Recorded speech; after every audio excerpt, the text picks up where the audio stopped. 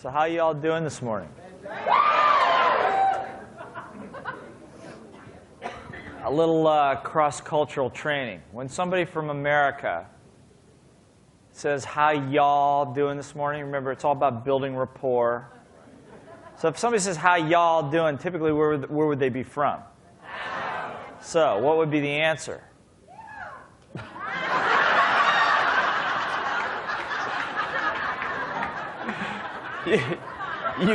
You watch way too many movies, man. So he says, how y'all doing? The answer is fine. Okay, try it again. How y'all doing? Fine. Very nice. Turn to somebody and say, that sounded dumb. Come on. There you go.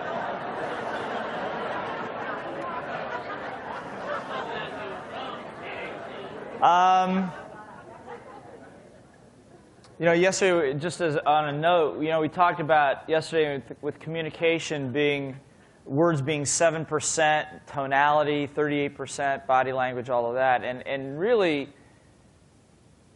it's not as subtle as you think. When I was in the trucking business, we used to send tractor-trailer loads of cargo, air freight cargo, all over the United States. And we had several agents in Texas, and we were based in Los Angeles. And our people would get on the phone.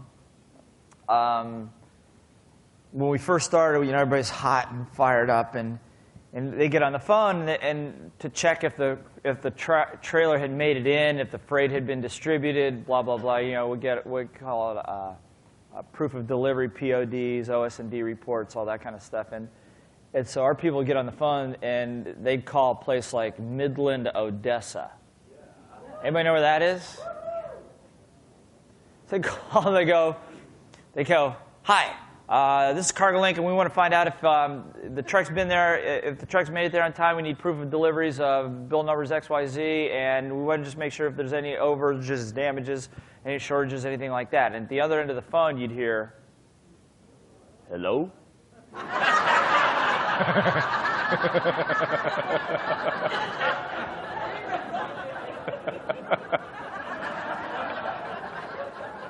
It was, and then they go, well,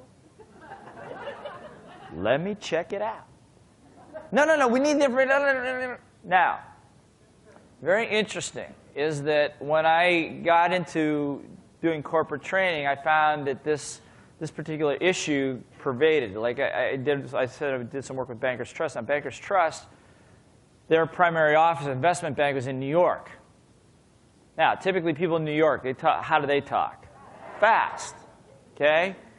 But their customer service centers were in Nashville.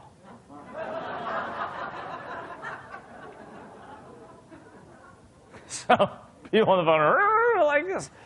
Well, we'll talk to them about it, and people would go crazy because what would happen is that because they were mismatching.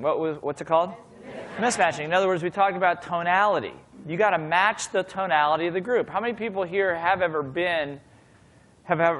traveled around the United States at all?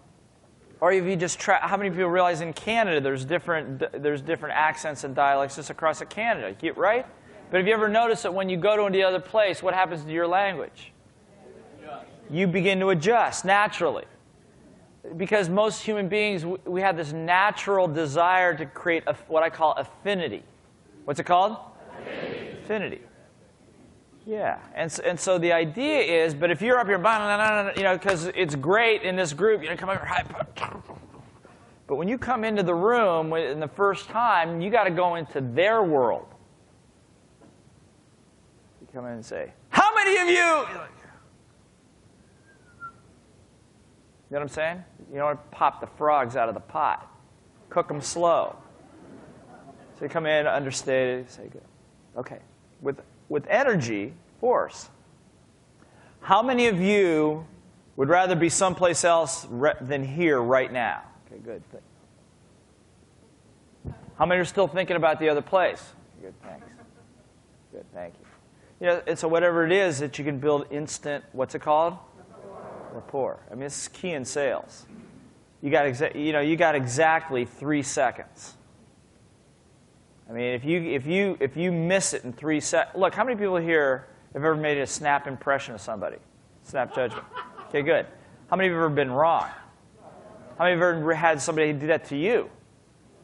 See what I'm saying? And so the idea is that you got to do your best. We just skim over it.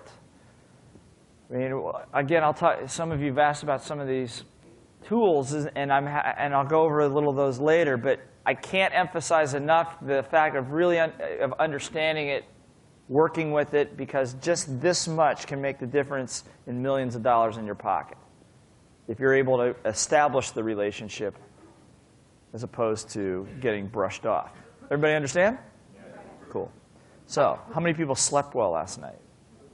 How many people did not sleep well at all? All right, good. Like I said, yesterday for some of you,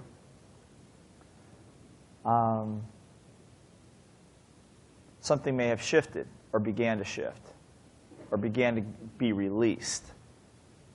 If we were to spend more time together, we would work on it longer. But knowing what I know about Harv and knowing what I know about this course, you're in the right place at the right time. Everything is moving according to plan.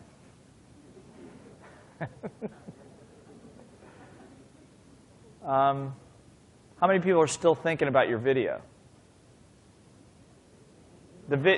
Thinking about the video that you watched. You remember that one? What video? How many people are still wondering why you got the one you got? Okay, good. Good. So what I want to do, and I'm not sure that Harv covered this yesterday or yesterday morning, but one of the things about accelerated learning is that brain has a certain attention span. How many people have a fairly short attention span naturally? Okay, and good, and that's good because when I teach, I assume that everybody's got a short one. Because if I assume that, then I know I have a better chance of enrolling everybody. Everybody understand? So one of the things they found in accelerated learning studies, Ostrander Schroeder found out years ago that if you review information within a 24-hour period, retention level goes up about 85%. Now, maybe you've heard this before, but how many people here have ever read something, read an article, went to a seminar, really turned on by what you read or what you heard, but then a couple days later when you tried to talk to somebody about it for the life of you couldn't remember it? There's or you're reading an article and you're underlining, or you're reading a book, and you put the book down, a couple days later, it's like it's gone. Anybody ever had this problem besides me? Well, I always attribute it to the fact that obviously more intelligent people have more going on in their brain. And so, in fact, you just don't have the room for all of it because it's kind of like an attic. You put a sofa up into your attic, so you got to move a chest of drawers out in order to get another. This is all justification. So, what I want to do, and one part of every program I always do, particularly even a one-day program, but it's particularly a two-day program, is that I want to make sure we do a review. Because what happens, what I love about the events like this, is we give you a what I call high pressure, high intensity exercise in the evening. And then you go to bed and your subconscious works on it all night long. So that what comes back the next day is all of a sudden something is different in there. Bucky, I think it was Bucky said something like, there's no guarantee that you wake up the same person the same person wakes up that went to bed that night, the night before. Because everything's shifting. Molecularly, it's shifting. How many people realize that? So it's logical to assume that part of that is shifting as well. So